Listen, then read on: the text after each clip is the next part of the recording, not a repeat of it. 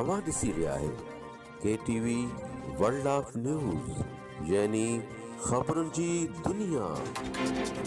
अस्सलाम वालेकुम नाज़रीन, मां आहियां सुधीर अमन खखराणी।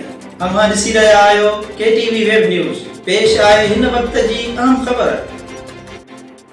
खंबट में JUI ऐं पीपल्स पार्टीअ जो इतिहाद।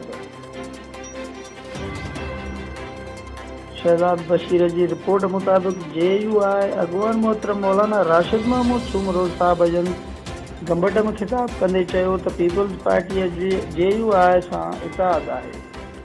सभिनी पंहिंजी पार्टीअ जे वर्करनि खे गुज़ारिश थो कयां त पीपल्स पार्टी अॻुवान ऐं म्यूनिसिपल चेयरमैनशिप जे उम्मीदवार मोहतरम हाजी अब्दुल लतीफ़ शेख ऐं उन जी टीम खे 12 वार्डनि ते वोट ॾेई कामयाब कयो ऐं 13 वार्ड ते JUI खे वोट ॾेई कामयाब कयो।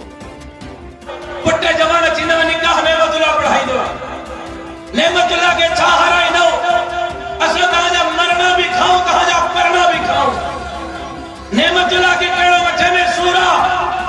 ख़बरुनि जी दुनिया।